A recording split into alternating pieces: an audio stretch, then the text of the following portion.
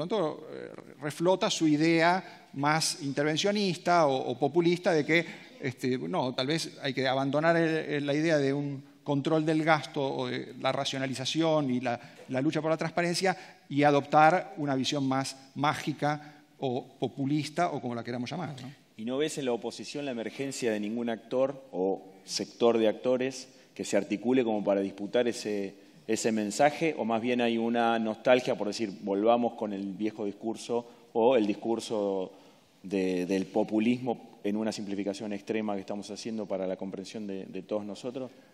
Mirá, a ver, hay sectores de la sociedad que siguen, sin duda, abrazando ese discurso populista y va a seguir siendo así. Eso digamos, nuestra sociedad es muy heterogénea y estamos hablando, digamos, de qué visión predomina en determinados momentos. Hoy por hoy, no es que el intervencionismo esté tan a la baja, sino que tiene voceros poco creíbles. Eso afecta básicamente las posibilidades de crecimiento de la principal líder de oposición, de Cristina Kirchner, pero también las posibilidades de crecer del llamado peronismo moderado, sobre todo cuando su moderación queda un poco en cuestión en afirmaciones que son bastante brutales, ¿no? Sobre quién tiene que exportar y quién no, quién es si el saqueo del país lo hacen los que exportan lo que no hay que exportar. Ese tipo de cosas ridículas hacen que la credibilidad de esos posibles voceros moderados se complique, ¿no? Yo insisto de todos modos en que la situación es bastante lábil como para no hacer pronósticos muy firmes, pero hasta ahora lo que se ha consolidado es una opinión que apuesta no con entusiasmo, sino con mal humor a darle una chance al ajuste fiscal. Y eso a mí me parece no solamente sorprendente, me parece inédito para la democracia argentina. Ni siquiera en los años 90 había este consenso fiscalista. Bueno, voy a compartir con ustedes alguna mínima conclusión mientras ya se va acercando Guillermo Liperi y Juan Pablo Escaserra para contarnos también algunas conclusiones que hemos tenido en base a encuestas que se hicieron entre los socios de IDEA. Esto lo escribimos y lo reescribimos muchas veces, disculpen que haga alguna referencia, pero nosotros acá en este mismo escenario, hace un año, planteamos desde IDEA la cuestión de que atender la gravedad del presente judicial era parte de una agenda urgente. Una urgencia que ahora se ve reflejada por todas partes, pero que el año pasado era algo que veníamos viendo y que los empresarios venían discutiendo en sus reuniones y que evidentemente eclosionó con una fuerza tremenda. La epidemia de impunidad ante la corrupción de los funcionarios, de los empresarios, de los sindicalistas y de los actores públicos era absolutamente evidente, era escandalosa. La crisis en la confiabilidad de la justicia mostraba todo el tiempo cada vez números más graves, más serios, que son muy tremendos. Esta impunidad, esta epidemia de impunidad hubiera sido imposible, es lo que decíamos, y hoy tiene otro valor, sin la participación activa del sistema judicial.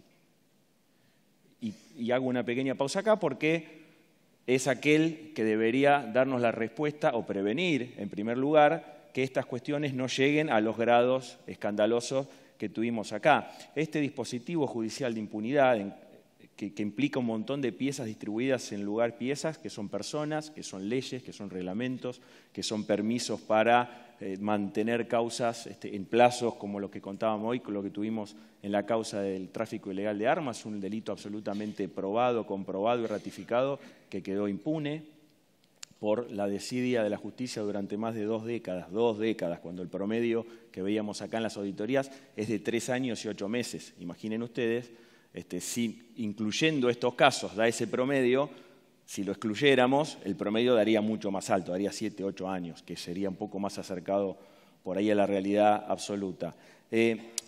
Este dispositivo judicial de impunidad eclosionó y quedó totalmente expuesto con el escándalo de los cuadernos. No podemos no referirnos con cierta seriedad en el momento, como lo decidieron también los directivos de IDEA, a este mecanismo obsceno de recaudación ilegal que mientras yo en estos meses me dediqué a buscar parangones en la historia y en la geografía, y no los encontré en ningún lado. Me tuve que ir hasta el antiguo Egipto, no sé, buscar cosas en regímenes que no tienen nada que ver ni siquiera con la democracia, y ni aún así encontré una sistematización tan grave.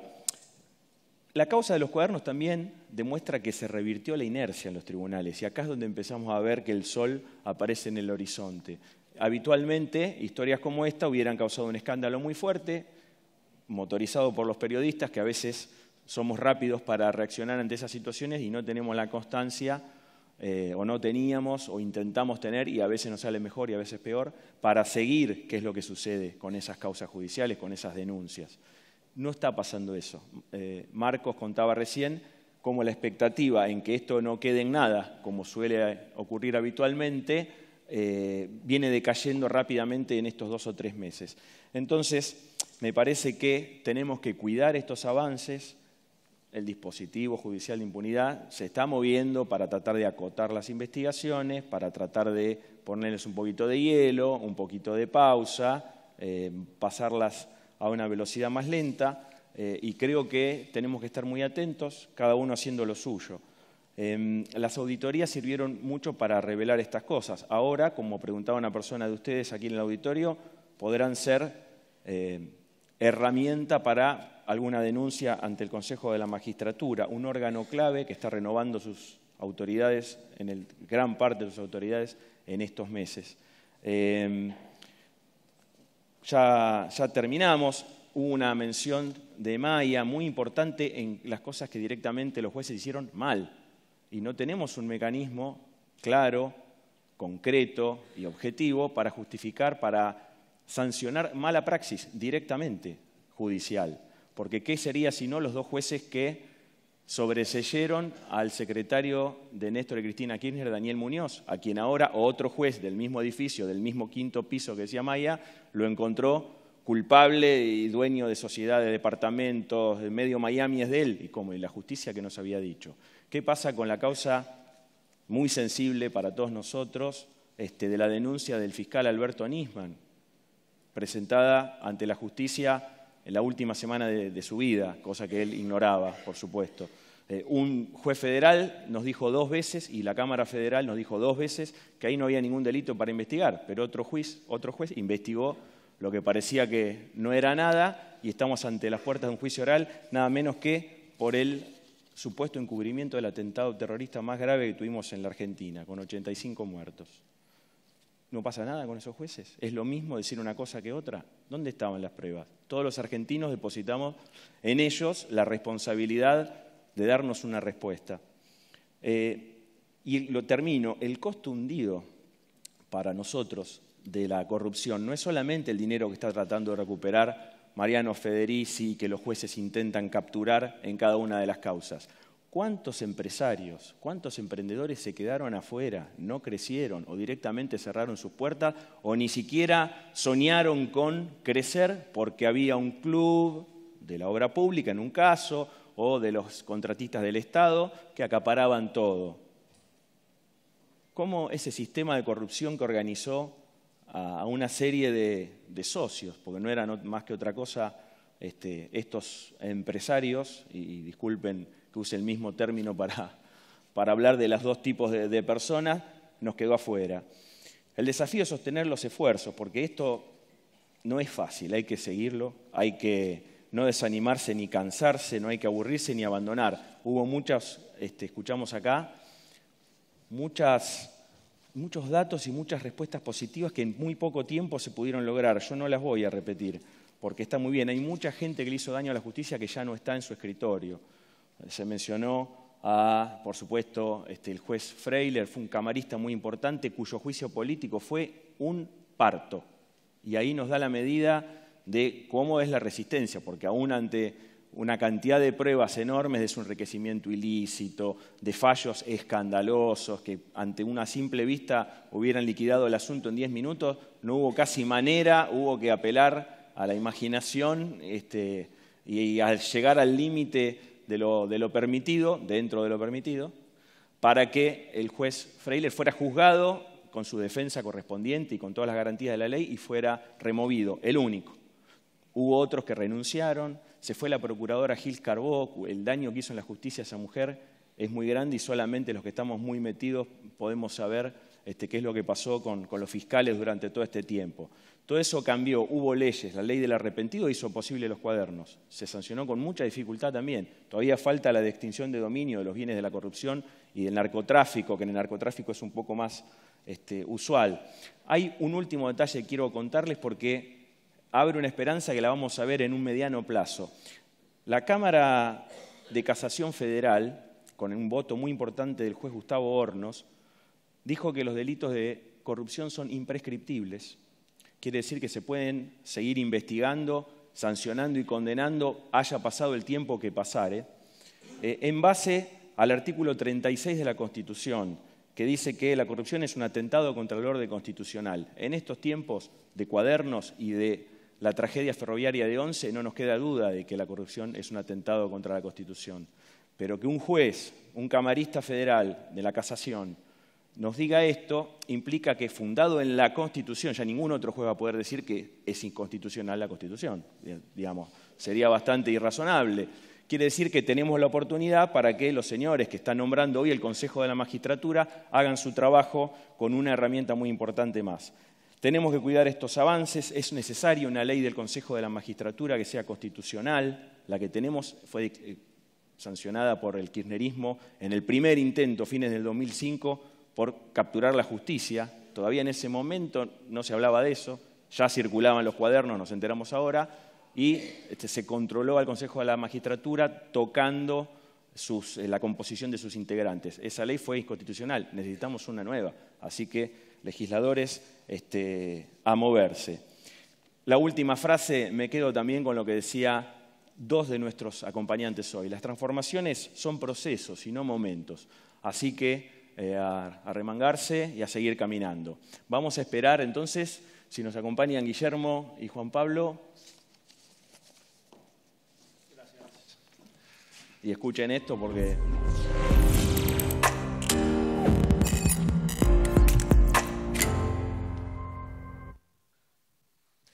Bueno, buenos días. Para que el mal triunfe basta con que los hombres de bien no hagan nada, decía Edmund Burke, un filósofo, pensador político irlandés allá por el siglo XVIII. Y cuando hablamos de justicia, seguramente a todos los que estamos acá nos interesa y nos interesa mucho el tema de justicia. Y por ahí la pregunta para hacerse es, ¿qué tanto nos interesaba cuando éramos jóvenes, cuando recién arrancábamos nuestras carreras? ¿O qué tanto les interesan a los jóvenes que hoy trabajan en las organizaciones el tema de justicia? Bueno, para eso y para mucho más, desde Idea Joven, conjuntamente con el equipo de relevamientos de Idea, armamos una encuesta a jóvenes entre 18 años y 40 años, donde les preguntamos todos temas referidos a justicia. Lo dimos por llamar la justicia desde la mirada de los jóvenes, y esto involucra a jóvenes de 18 a 40 años que trabajan a nivel nacional, ya sea en una pyme, en una empresa grande o en una multinacional. Y como primer dato, y volviendo al punto anterior de si les interesa, tengo una buena noticia para darles. Es que a la mayoría de los jóvenes les interesa mucho el tema de justicia. Yo estoy seguro que si cualquiera de nosotros o cualquiera de ustedes que caminen por las empresas, por los pasillos, ascensor, en la planta, les preguntan, los jóvenes les van a decir que les interesa la justicia. Al mismo tiempo les preguntamos si piensan que funciona la justicia, si funciona en forma eficaz y si funciona en forma independiente. El 95% dijo que no piensa que funciona en forma ni eficaz ni independiente. Cuando pensamos en justicia y en los jóvenes, pensamos en que algo te interese no implica necesariamente que sepas del tema. Porque, como pueden ver, el 44% de los jóvenes no sabe cómo se elige un juez. Y el 62% de los jóvenes no sabe cómo se remueve un juez. Hoy en día con la tecnología prácticamente las noticias vuelan ya sea por las redes, por internet, y los jóvenes conjuntamente con la tecnología acceden permanentemente. Y temas de justicia hay todos los días. Todos los días, ya sea en la red o en internet, tenés algún tema de justicia, alguna causa, etcétera, etcétera. Y de la mano de la tecnología y la velocidad de información es que el 97% de los jóvenes cree que en los casos de corrupción hay impunidad. Esto provoca una serie de sentimientos como bronca, frustración y desesperanza. Pero al mismo tiempo también provoca un llamado a la acción, que es un poco el título que tiene el coloquio. Es un llamado a la acción. Como sociedad nosotros no podemos permitir que esto sea así y tenemos que hacer algo. Tenemos que provocar un cambio cultural que empiece en nuestras casas, en el sistema educativo, como hablábamos esta mañana, así como también en las organizaciones, como hablábamos recién. Y ese cambio cultural lo tenemos que promover nosotros. Porque, como decía Edmund Burke, la única forma de lograr que los buenos ganen es que nosotros, los buenos, no dejemos a los malos hacer su trabajo. Con lo cual, la invitación es el momento es ahora y soy yo. Gracias, Pablo. Hace un año, acá en este mismo lugar, hablábamos de que estaban dadas las condiciones objetivas para empezar a dar un punto de inflexión en materia de justicia. Afortunadamente, hemos escuchado muchos ejemplos concretos, datos concretos, objetivos, de que el punto de inflexión se está dando. Obviamente que no se puede revertir una inercia de décadas en 1 o 2 años. Esto va a llevar mucho tiempo, pero los datos empezaron a estar, empezó a cambiar la tendencia. El caso de Freiler es un ejemplo. La verdad que cuando nosotros hicimos la presentación por el pedido le teníamos muy poca fe, pero queremos destacar a 2 personas para quienes voy a pedir un aplauso porque fueron los que se jugaron e hicieron la acusación. El diputado Tonelli, miembro del Consejo, y Miguel Pediacasa.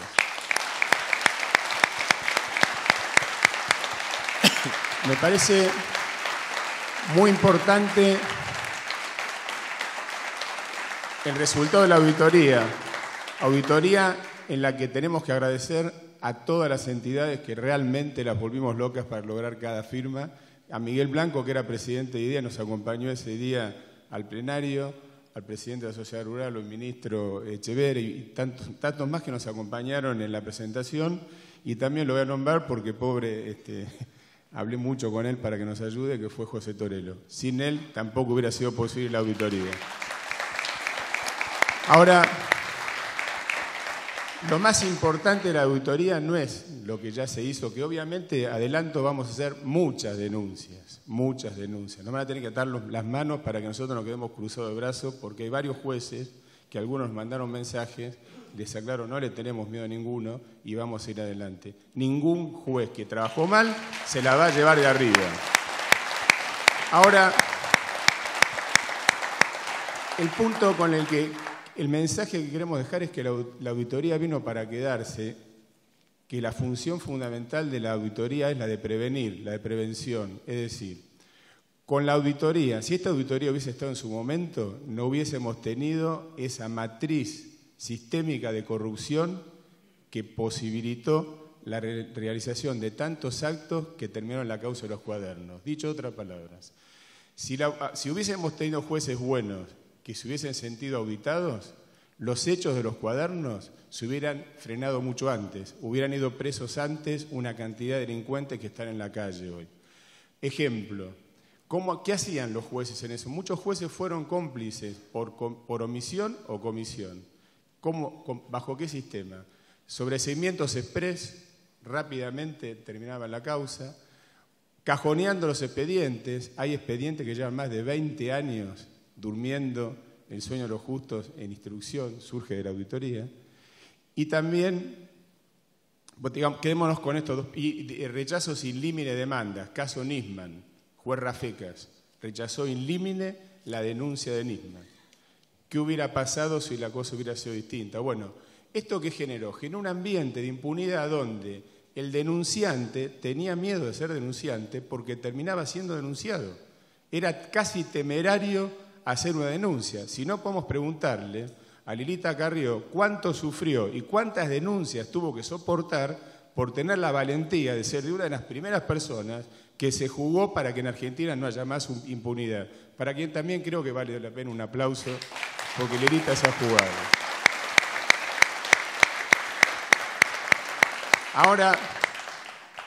Ahora uno entiende por qué los jóvenes no creen o creen que la impunidad está y vino para quedarse. Entonces hoy tenemos en la causa de los cuadernos la gran oportunidad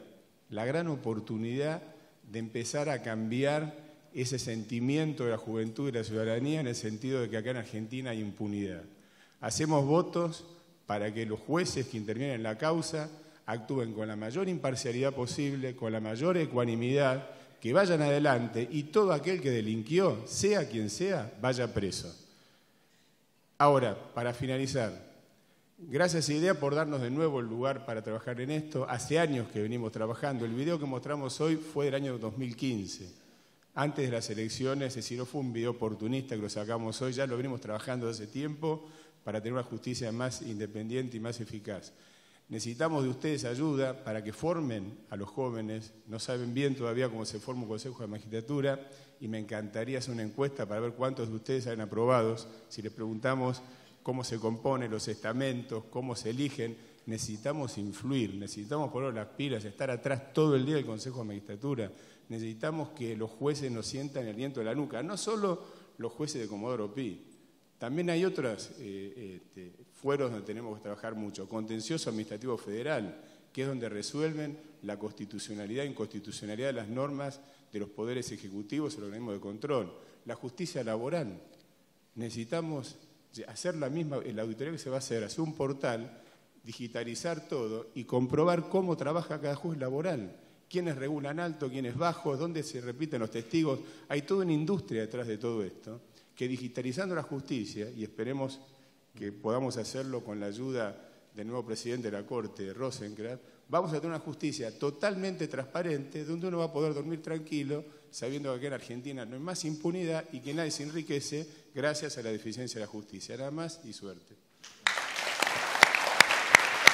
Bueno. Muchas gracias a todos. Vamos a almorzar. 14:40, estamos de regreso por aquí. Y les recordamos, para los que lleguen un poquito más tarde, que va a estar el vallado a cierta hora, ya imposible de